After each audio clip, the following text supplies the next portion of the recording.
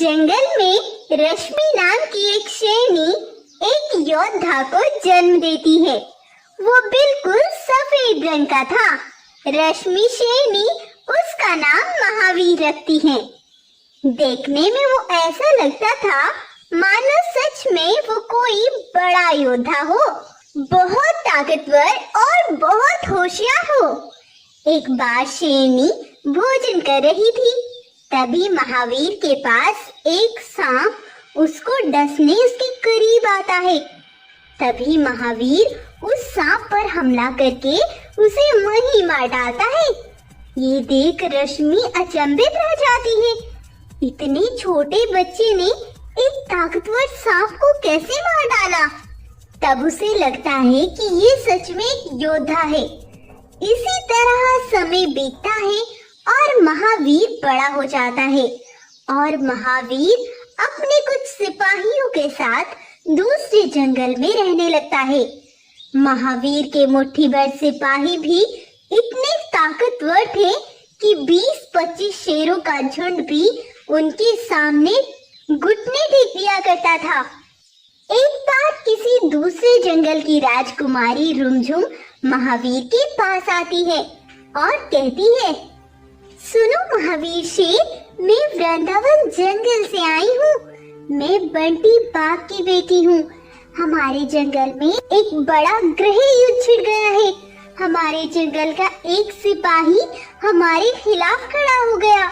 वो जंगल में जानवरों को मार रहा है और हमारे जंगल को अपने कब्जे में करना चाहता है। आप हमारी मदद करो, आप मेरे साथ चलो। तभी महावीर का एक सिपाही बोलता है, हमारे पास इतना फालतू समय नहीं है, लेकिन हाँ, अगर तुम हमें बदले में कुछ सोने के सिक्के दो तो हम चल सकते हैं। महावीर, मैंने सुना था कि तुम बड़े योद्धा हो और तुम सबकी मदद करते हो। मुझे तुमसे ये उम्मीद नहीं थी। देखो रुमझुम, हर काम की कीमत होती है, लेकिन मुझे कुछ नहीं चाहिए। बस तुम मेरे सिपाहियों को कुछ सोना दे देना। तब रुमझुम महावीर और उसके सिपाहियों को लेकर अपने जंगल आ जाती है। रुमझुम के पिता का ये जंगल बड़ा ही विशाल था।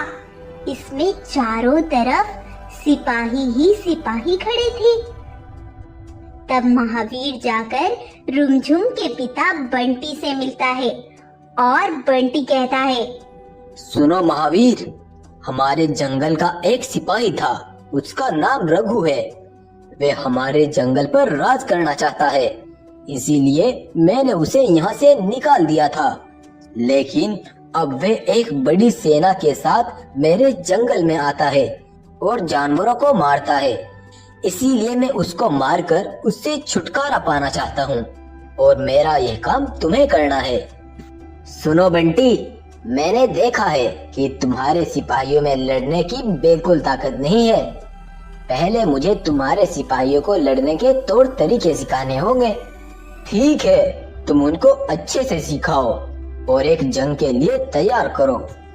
तब महावीर बंटी के सिपाहियों को लड़ने के तौर तरीके सिखाता है और उन्हें एक बड़ी जंग के लिए तैयार कर लेता है। 2 दिन बाद ही महावीर अपने सिपाहियों और बंटी के सिपाहियों को लेकर जंग के लिए निकल पड़ता है। उधर से रघु चीता अपनी सेना के साथ बहुत तेजी से आगे बढ़ रहा था और उनके बीच एक घमासान युद्ध शुरू हो जाता है और इस लड़ाई में बंटी के कुछ सिपाही मारे जाते हैं। लेकिन महावीर और उसके सिपाही रघु के सिपाहियों को मारकर ये जंग फतह कर लेते हैं और रघु चीता को बंदी बना लेते हैं और उसे बंटी के पास ले आते हैं। यह देख बंटी बहुत खुश हो जाता है। शाबाश महावीर, आज तुमने वो कर दिखाया जिसका मुझे सालों से इंतजार था। अब मैं इसे तड़पा तड़पा कर मारूंगा और सभी जंगलों का मैं राजा बनूंगा। तब वो इस खुशी का जश्न मनाता है और इस जश्न में आसपास के जंगल के राजा भी आते हैं और बंटी को आसपास के जंगलों का महाराजा घोषित कर देते हैं। वहीं पर रघु चीता को भी पिंजरे में कैद कर रखा था। तभी यहाँ खड़ी राजकुमारी रुमझुम रघु चीता को कैद देखकर बहुत दुखी होती है और वो वहाँ से चली जाती है। महावीर रुमझुम को दुखी होता देख लेता है और वो रुमझुम से अकेले में जाकर बात करता है। क्या बात है रुमझुम, तुम इस रघु को देखकर इतनी दुखी क्यों हो रही थी? बताओ मुझे, तुम मुझसे क्या छिपा रही हो? तब रुमझुम उसे बताती है, सुनो महावीर, आज तक सबसे और तुमसे एक राज छिपा हुआ है। कैसा राज है वो? तुम किस राज की बात कर रही हो? मैं तुम्हें सब शुरू से बताती हूँ। बहुत सालों पहले मैं और मेरे पिताजी एक सुनसान से जंगल में रहते थे। हम बहुत गरीब थे।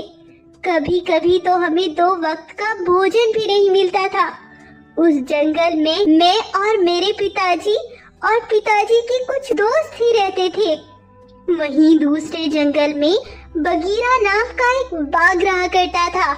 उसका जंगल बहुत विशाल था और उसके बहुत सारे सिपाही थे। बगीरा एक बड़ी जंगल का मालिक था। एक बार बगीरा हमारे जंगल में घूमने के लिए आया हुआ था। तभी उसे हमारी गुफा दिखाई देती है और वो हमारे पास आया और मेरे पिताजी से कहने लगा, अरे सुनो अंकल जी, क्या ये तुम्हारी बेटी है? हाँ बेटा, ये मेरी ही बेटी है। तो क्या आपने अपनी बेटी की शादी नहीं की? नहीं बेटा, हम जैसे गरीबों को कौन पूछता है। मेरी बेटी की शादी नहीं हुई। अच्छा, तो अंकल जी मैं आपकी बेटी से शादी करना चाहता हूँ। ये सुनकर बंटी बहुत खुश हो जाता है और बगीरा से अपनी बेटी की शादी के लिए हाँ कर देता है। अगले ही दिन रुमझुम और बगीरा की शादी हो जाती है।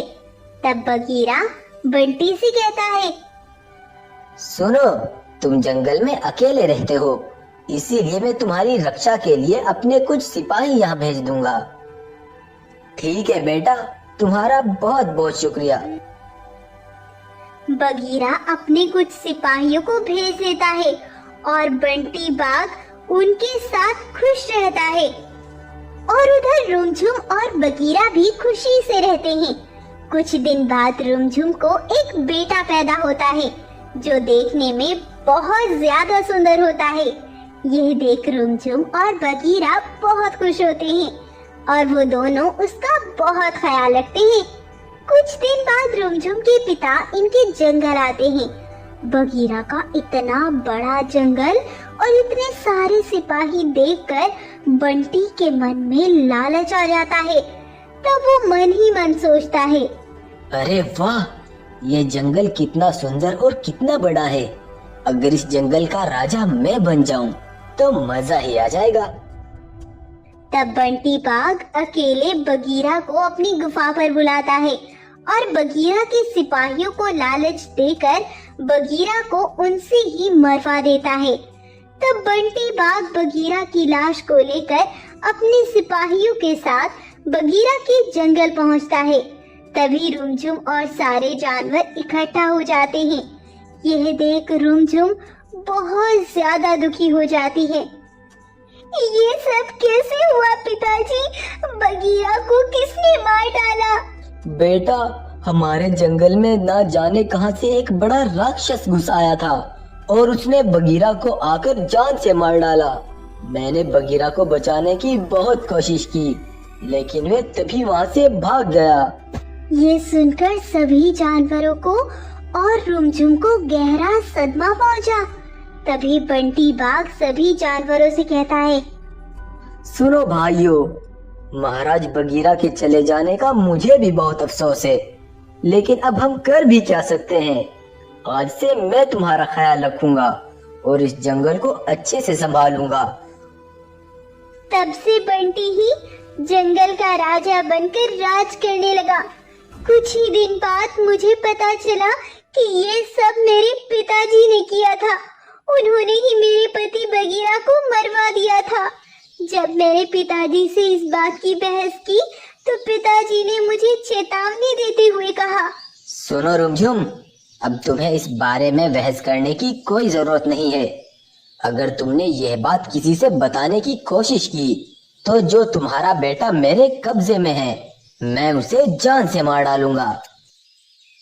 अपने बेटे की वजह से मैंने तो ये बात आज तक किसी को नहीं बताई, लेकिन बगीरा का एक सेवक चीता, जो कि बगीरा का सबसे करीबी सेवक था, जिसका नाम था रघु। रघु को जब बगीरा की मौत की सच्चाई पता चली तो उसने बंटी से अपने महाराजा का बदला लेने की ठान ली। लेकिन बंटी राजा ने रघु को जंगल से ही निकलवा दिया था और ये बगीरा का ही सेवक रघु चीता है, जो अपने महाराज का बदला लेना चाहता था। रुमझुम की ये पूरी बात सुनकर महावीर दंग रह गया और तभी वहां बंटी बाघ का सेवक उनकी ये सारी बातें सुन लेता है और कहता है, सुनो महावीर, तुम्हें बंटी महाराजा ने बुलाया है। तब महावीर गुस्से से बंटी के पास जाता है और उससे कहता है, बंटी बाघ, मुझे तुम्हारी सारी करतूतों का पता चल गया है। तुम बड़े ही गद्दार हो। तुमने ये बिल्कुल सही नहीं किया। सुनो महावीर, जो हुआ था वे सब पीछे रह गया। अब मैं इस जंगल का राजा हूँ। तुम अगर यहाँ मेरा सेवक बनकर रहना चाहते हो तो रह सकते हो, नहीं तो अपना सोना लो और यहाँ से चले जाओ। महावीर बंटी से बात कर ही रहा था, तभी पीछे से बंटी का एक सेवक महावीर पर हमला कर देता है और महावीर वहीं बेहोश होकर गिर जाता है। तब बंटी के सिपाही महावीर को और उसके सिपाहियों को बंदी बना लेते हैं। कुछ देर बाद वहाँ पर महावीर का भाई सिम्बा आता है। उसे देख महावीर हैरान रह जाता है और उससे पूछता है, भाई सिम्बा, तुम यहाँ कैसे? तुम्हारा इससे क्या ताल्लुक है? क्या आप जानना चाहते हैं कि सिम्बा महावीर का भाई कैसे था और सिम्बा का महावीर के दुश्मन से क्या संबंध है? तो चलिए हम आपको कुछ साल पहले ले चलते हैं। दरअसल रश्मि और बब्बर शेर के दो बेटे थे। छोटे बेटे का नाम सिम्बा और बड़े बेटे का नाम महावीर था। इनका जंगल बड़ा खुशहाल था। ये चारों साथ साथ रहते थे। बड़े बेटे महावीर का पूरे जंगल में नाम मशहूर था, क्योंकि वो एक महान योद्धा था। सारे जानवर महावीर की बड़ी इज्जत करते थे। ये देखकर महावीर का भाई सिम्बा बड़ा चिढ़ता था, क्योंकि अपने पिता के बाद वो इस जंगल का राजा बनना चाहता था। सिम्बा के कुछ सिपाही जो सिम्बा के साथ रहते थे, वो सिम्बा को ही जंगल का राजा बनाना चाहते थे। एक बार वो सभी इसी बारे में बात कर रहे होते हैं। अरे सुनो महाराज सिम्बा, अगर आपको इस जंगल का राजा बनना ही है तो तुम महावीर को जान से मार डालो। अरे तुम पागल हो? अगर महावीर मर गया तो जंगल में अफरा तफरी मच जाएगी और महावीर के मौत का इल्जाम मेरे ही सर आएगा कि राजा बनने के लालच में मैंने महावीर को मार डाला। मुझे अपने माता पिता को ही जान से मार डालना होगा और फिर इनकी मौत का जिम्मेदार मैं महावीर को ठहरा दूंगा। अगले ही दिन सिम्बा अपने माता पिता को मार देता है। गब्बर और रश्मि की मौत की खबर सुनकर सारे जानवरों में हाहाकार मच जाता है। अरे अरे सिम्बा महाराज, रश्मि शेरनी और गब्बर शेर को किसने मार डाला? भाइयों भाइयों, ये सब महावीर का ही क्या धरा है। उसने रात के समय ये सब किया होगा, क्योंकि एक बार रश्मि और गब्बर आपस में बातें कर रहे थे कि हम अपने बेटे सिम्बा को इस जंगल का राजा बनाएंगे। ये बात महावीर भी छिपकर सुन रहा था और उसने खुद ही जंगल का राजा बनने के लिए अपने माता पिता को मार डाला। ये सुनकर सारे जानवर गुस्से से आग बबूला हो जाते हैं और उसी दिन वह महावीर को जंगल से निकाल देते हैं। सिम्बा जब अपनी की हुई चालाकी महावीर को बताता है तो महावीर गुस्से से दहाड़ने लगता है और इसी गुस्से में वो कैद हुए पिंजरों में अपनी ताकत से उन पिंजरों को तोड़ देता है और अपने सिपाहियों को भी आजाद करा लेता है और उस बंटी बाघ और अपने गद्दार भाई को जान से मार डालता है और फिर बंटी की लाश को लेकर सारे सिपाहियों और जानवरों के सामने लाता है। तो महावीर की ताकत और हिम्मत को देखकर सारे सिपाही घुटने टेक लेते हैं और उसे अपना राजा स्वीकार कर लेते हैं और अब महावीर ही आसपास के जंगलों का राजा बन जाता है और यही इस कहानी का अंत हो जाता है। तो दोस्तों, आपको आज की हमारी कहानी कैसी लगी हमें कमेंट करके जरूर बताएं और अपनी राय और सजेशन हमें कमेंट के थ्रू जरूर बताया करें। वीडियो अगर आपको पसंद आई है तो लाइक करना और शेयर करना ना भूलें। साथ ही साथ हमें सपोर्ट करें, चैनल को सब्सक्राइब करें और बेल आइकन को जरूर दबाएं। धन्यवाद। आज पहाड़ों के बीच से सूरज की पहली किरण निकली ही थी कि रवि चीता का बेटा कुणाल शेर अपने पिता से एक सवाल पूछने तेजी से आता है। रोज मेरे दोस्त मुझसे यही कहते हैं कि तुम्हारे अतीत का जरूर कोई बड़ा सच है, नहीं तो भला एक चीता तुम्हारा बाप कैसे हो सकता है। कुणाल बेटा, उसने जाने से पहले मुझे वचन दिया था कि इस राज को राज ही रखा जाए, नहीं तो तुम्हें भी नुकसान उठाना पड़ेगा। लेकिन अब मुझे भी लगता है तुम्हें भी उस सच्चाई का पता होना चाहिए। जवानी में जब भी मैं अपने जंगल की जिम्मेदारियों से फारिग होता तो पहुंच जाता था बगीरा के पास।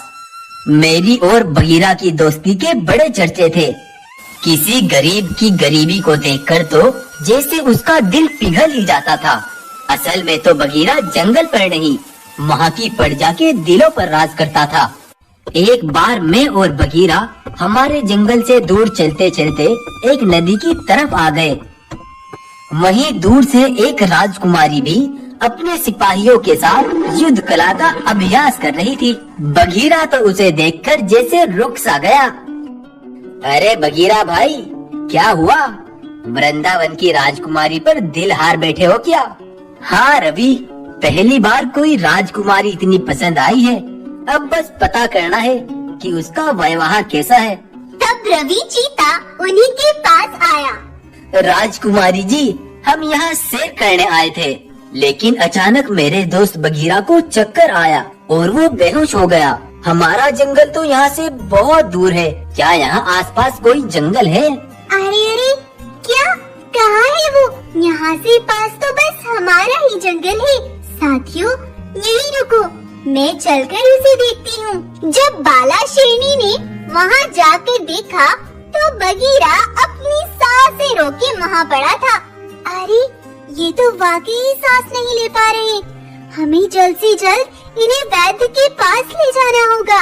बाला अपने सिपाहियों के साथ बगीरा को अपनी कश्ती में डालकर चल देती है और वैद्य भालू के पास आ जाती है। वैद्य भालू बगीरा के ऊपर पानी की छींटे डालते हैं और बगीरा उठ खड़ा होता है और उसे यकीन हो जाता है कि बाला उसके लिए बेहतरीन जीवन साथी साबित होगी। तब अगले दिन बगीरा बाला के पिता से जाकर मिलता है। महाराज, मैं सोमपुर का राजा हूँ। बहुत घुमा फिरा कर मैं बात तो नहीं करना चाहता, बस इतना कहूँगा, मुझे आपकी बेटी बाला पसंद आई है और मैं उससे शादी करना चाहता हूँ। सोमपुर के बारे में हमने बहुत सुना है, तुम एक राजा हो, इसलिए तुम्हारी इज्जत करते हैं, लेकिन मैंने अपनी बेटी का रिश्ता कहीं और तय किया है। अब इस बारे में तुम सोचना भी मत। तभी बाला भी वहीं आ जाती है, लेकिन बाला के पिता की इस बात ने जैसे आज बगीरा को तोड़ कर रख दिया था। अगले दिन रवि चीता वहाँ से आने की तैयारी में लग जाता है। तभी उसके पास बाला शेरनी आती है। कल पिताजी से जो बात तुम करने गए थे वो मैंने सुन ली थी और सोमपुर के राजा की रहमदिली के बारे में मैंने बहुत सुना है तुम्हारे दोस्त ने पिताजी के सामने तो अपनी बात रख दी, लेकिन मैं क्या चाहती हूँ ये जानने की कोशिश नहीं की। कहीं न कहीं मैं भी आपकी दोस्त बगीरा को पसंद करने लगी हूँ, लेकिन पिताजी मेरी शादी उस खूनी से ही करवा कर रहेंगे। तभी बगीरा भी वहीं आ पहुँचता है। कहीं ये वही तो नहीं जिसका तुम्हारे पिता ने मुझे बताया है? हाँ बगीरा, वो बहुत जालिम, खूनी और बेरहम है। मेरे पिता रघु और उसके पिता के बहुत अच्छे संबंध हैं। बस इसीलिए वो मुझे उसके साथ बांध देना चाहते हैं। देखो भाई बगीरा, अगर अब तुमने बाला से शादी नहीं की तो तुम एक बुजदिल साबित होंगे। तब बगीरा ने बाला शेरनी से शादी कर ली और उसे अपने जंगल ले आया। लेकिन बगीरा और बाला जब एक साथ यहाँ से जा रहे थे तो रघु के एक सिपाही ने उन्हें देख लिया और वो तेजी से रघु के पास आया। महाराज महाराज, वो बगीरा बालाजी से शादी करके उन्हें ले गया। क्या बकवास कर रहे हो? मैं सब अपनी आंखों से देखकर आ रहा हूँ महाराज। अब वो जिंदा नहीं बचेगा। नहीं नहीं महाराज, हम उस पर आक्रमण नहीं कर सकते। वो एक बहुत अमीर राजा है। हमारे मुट्ठी भर सिपाही उसका कुछ भी नहीं बिगाड़ पाएंगे। रघु चाहकर भी बगीरा को नुकसान नहीं पहुंचा सकता था। उधर बगीरा और बाला बहुत खुश थे। समय ऐसे ही बीतता गया। बगीरा और बाला को एक बेटा पैदा हुआ जो कि बहुत सुंदर था। बगीरा और बाला को खुशी खुशी छोड़कर रवि चीता वहाँ से अपने जंगल चला गया। लेकिन एक बार रघु अपने सिपाही के साथ बगीरा के जंगल अपनी बेटी से मिलने के लिए आता है। बेटा, इतने समय तुमसे दूर रहकर मुझे समझ आ गया वो मेरी कितनी बड़ी गलती थी। मुझे माफ करना बेटा। बगीरा ही तुम्हारे लिए एक बेहतर जीवन साथी है। तो पिताजी, आपने मुझे दिल से माफ किया। हाँ बेटा, और इस खुशी के मौके पर मैं बगीरा को दावत देना चाहता हूँ। हाँ हाँ पिताजी, क्यों नहीं। बाला, आज सिपाहियों को कल की सभा के आयोजन के बारे में बता देना। मैं शाम तक आ जाऊंगा। बगीरा रघु के साथ उसके जंगल आ गया। बगीरा ने रघु के साथ काफी समय बिताया और बहुत से जानवरों के साथ भोजन भी किया। जानवर भी बड़े खुश थे। पिताजी, शाम हो चली, जाते जाते रात हो जाएगी। मैं चलता हूँ, बाला मेरा इंतजार कर रही होगी। तब रघु ने बगीरा को सभी जानवरों के सामने रुखसत कर दिया। बगीरा अभी आधे रास्ते तक पहुंचा भी नहीं था कि शाम से रात हो गई और तभी अचानक किसी ने पीछे से हमला करके उसे वहीं मार दिया। उधर बाला भी बगीरा के न आने पर बहुत परेशान हो रही थी। लेकिन अगली ही सुबह रघु अपनी पीठ पर बगीरा की लाश उठाए उनके जंगल आता है। ये देखकर बाला के पैरों तले जमीन निकल गई।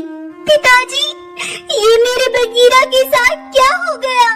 बेटा बाला, मैंने तो कल शाम जानवरों के सामने बगीरा को खुशी से रुखसत किया था, लेकिन सुबह एक सिपाही ने आकर बताया कि बगीरा की लाश जंगल के बीचों बीच पड़ी है। मैं खुद को कभी माफ नहीं कर पाऊंगा बेटा। नहीं, बगीरा मुझे इसे छोड़कर नहीं जा सकता। मैं बगीरा के बिना जिंदा नहीं रह सकती। रघु और बगीरा के सिपाहियों ने बगीरा का अंतिम संस्कार कर दिया। तब रघु ने बगीरा के जंगल के सारे जानवरों को इकट्ठा किया। साथियों, अभी तक बगीरा के खोने का कुछ भी नहीं पता चल पाया है। बाला भी इस सदमे से बाहर नहीं निकल पा रही। जब तक बाला को सब्र नहीं आ जाता, इस जंगल की जिम्मेदारी मैं खुद संभालूंगा। रघु की इस बात पर सारे जानवर मान गए, लेकिन बाला सदमे से जैसे पागल सी हुई जा रही थी। बेटा बाला, तुम कब तक यूं सदमे में पड़ी रहोगी? अपने लिए ना सही, अपने बेटे करुण की तरफ तो देखो। रघु ने बाला को बहुत समझाया और अब बाला भी अपने बेटे करुण के लिए खड़ी हो गई और समय यूं ही बीत चला। लेकिन एक बार जब बाला नदी पर अपने बेटे के साथ पानी पी रही थी, तब रवि चीता वहाँ उनके पास आया। बाला, तुम इतनी जल्दी मेरे दोस्त बगीरा के खूनी को माफ कर दोगी? मुझे इसकी उम्मीद नहीं थी। रवि भाई, ये तुम क्या कह रहे हो? बगीरा के खूनी का कुछ पता नहीं चला, नहीं तो मैं उसके टुकड़े टुकड़े कर देती। वो तुम्हारे ही जंगल में रहकर तुम्हारे पति के जंगल को हड़पना चाह रहा है। उस रात जब बगीरा तुम्हारे पिता के जंगल से वापस लौट रहा था, तो रात में रघु के 2 सिपाहियों ने बगीरा को खून से नहला दिया और उनमें से एक बोला, वैसे कालिया भाई, रघु महाराज ने बगीरा को मारने का ये बढ़िया प्लान बनाया है। अब एक पर नहीं 2-2 जंगल पर उनका राज होगा।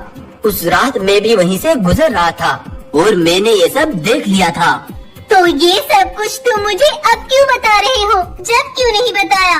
मैं तुम्हें ये सब तभी बताना चाहता था और तुम्हारे जंगल की तरफ ही आ रहा था, लेकिन बीच रास्ते में पड़ने वाली नदी पर एक पत्थर मेरे पेड़ से टकराया और मैं नीचे नदी में आ गिरा। मेरी टांग टूट गई थी। बहुत दिनों तक मैं बीमार रहा, चल नहीं सकता था और अब जब ठीक हुआ तो सबसे पहले तुमसे ही मिलने आया हूँ। सारी सच्चाई जानने के बाद बाला शेरनी भागती हुई गुस्से से अपने जंगल आई। पिता के रूप में एक जालिम हो, हत्यारे हो तुम। मैं जान चुकी हूँ, मेरे बगीरा को तुमने एक प्लान के तहत मारा है। अच्छा, तो अब तुम जान चुकी हो, लेकिन अब इस बात के लिए जुबान मत खोलना, नहीं तो तुम्हारा बेटा भी मेरे कब्जे में है। मैं पहले ही जानती थी तुम ये घटिया हरकत करने में जरा देर नहीं करोगे, इसलिए मैंने पहले ही उसे उसके रखवाले को सौंप दिया था। लेकिन अब मैं पूरी दुनिया के सामने तुम्हारी असलियत लेकर आऊंगी, सबको बताऊंगी तुम पिता के रूप में एक दरिंदे हो। बाला वहाँ से जाने लगती है, लेकिन रघु खामोशी से पीछे से उस पर भी वार कर देता है और उसके प्राण निकाल देता है। बगीरा के सिपाही और प्रजा बाला और उसके बेटे के बारे में कुछ सवाल करती, इससे पहले ही रघु उन सब से कहता है, भाइयों, बहुत दुखी मन से बताना पड़ रहा है। बगीरा के जाने के बाद बाला का दिमागी संतुलन बिगड़ चुका था और इसीलिए वो कल अपने बेटे को लेकर यहाँ से बहुत दूर चली गई। इस तरह से उसने तुम्हारा पूरा परिवार खत्म कर दिया था और फिर सबसे छिपकर मैंने तुम्हें पाला। उस जालिम रघु का आज भी तुम्हारे पिता के जंगल पर कब्जा है। मैं चाहूँ तो अकेला जाकर उसके प्राण निकाल लूं, लेकिन मैं ऐसा नहीं करूँगा। उसे ऐसी सजा दूंगा कि पूरी दुनिया याद रखेगी। तब कुणाल सिंह रवि चीता के साथ अपने जंगल वापस आ जाता है। जानवर उसे देखकर हैरान रह जाते हैं। जिसे तुम अपना राजा कहते हो, वो गद्दार है, आस्तीन का सांप है वो। आपके राजा बगीरा और मेरी माँ बाला का खूनी है वो। उसने ये सिर्फ हमारे जंगल को हड़पने के लिए किया था। कुणाल शेर ने सबको गद्दार रघु की सच्चाई बता दी और एक बड़े कड़ाहे के नीचे तेज आग जलवा दी और उसमें तेल पकवाया, और जब वो तेल गर्म हो गया तो रघु को उस पर लटका दिया।